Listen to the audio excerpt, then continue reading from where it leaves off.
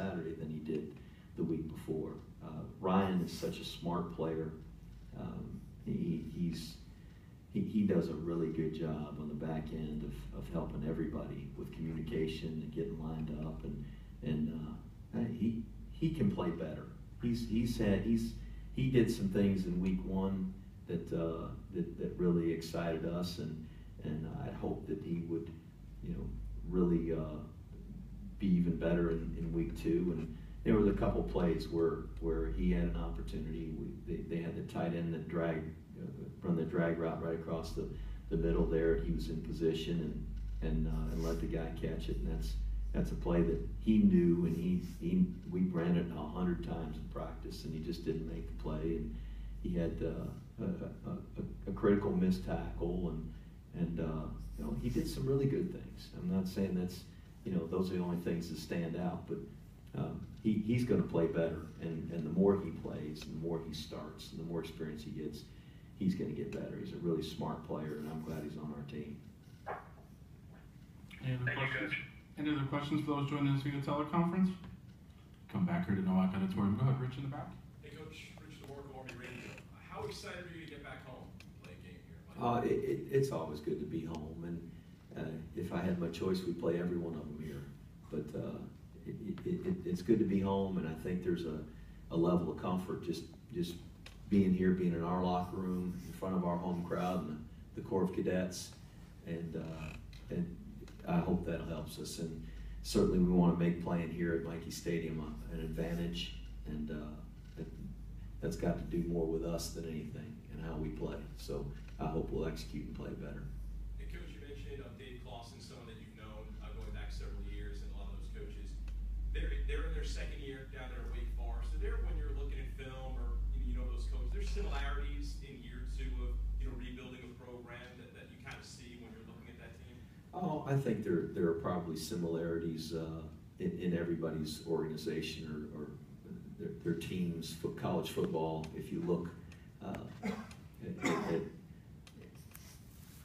coaches that take over a program, and particularly those that may have dipped or hadn't had success as of late, that there is a building process, and part of that process is realizing that there's going to be some disappointing days. There's going to be some growing pains, and we're not in the situation we're in just by chance. It just, things have happened, and we've got ourselves to this point in the program, and it's our job to build it and to get us back to a level of competitiveness that we want to be. And that's the first step. I think it's just becoming competitive.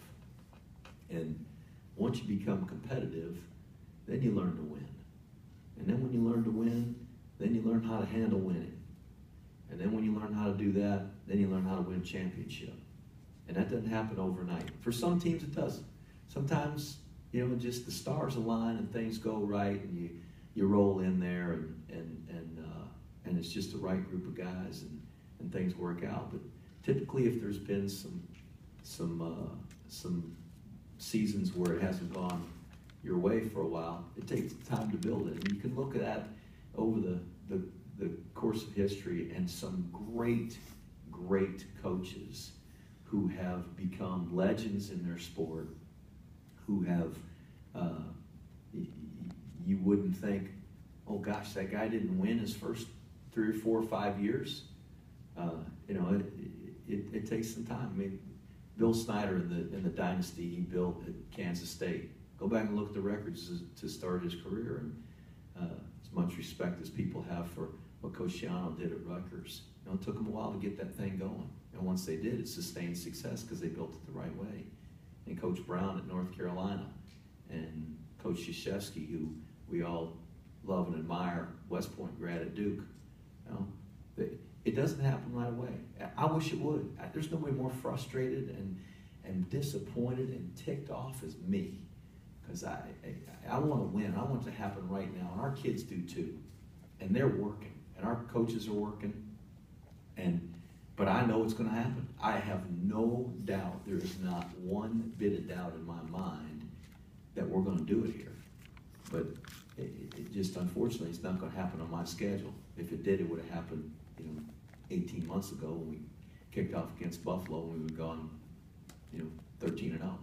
But unfortunately, there's some growing pains, and that means finding and identifying the things that we can control, that we can do to push our program in the right direction. And there's no quick fixes. There are probably ways at some places to quick fix it, but typically when you quick fix it, it doesn't last. It's like putting a piece of baling wire and duct tape on a piece of machinery that really needs repair. Eventually, the baling wire and duct tape are going to break, and you're going to have to really fix it. So we want to really fix it and get it right, so that we can grow and learn to win and sustain those wins and become a championship football program. I'm confident we're going to do that. Go ahead, Ron. Coach, talking about getting back to the size issue, obviously the execution is more important to compensate for perhaps the lack of size. But over the course of the game, when those 300-pound guys just keep hitting you and hitting you and hitting you, that's maybe going to take a little bit of the edge off, if not the execution, maybe just making you lose a half step. You finally figured it out, aren't you? Go figure. Go figure. Long overdue. It's true. Here we go with questions. Black Knights will host Wake Forest Saturday, 12:04 p.m. kickoff.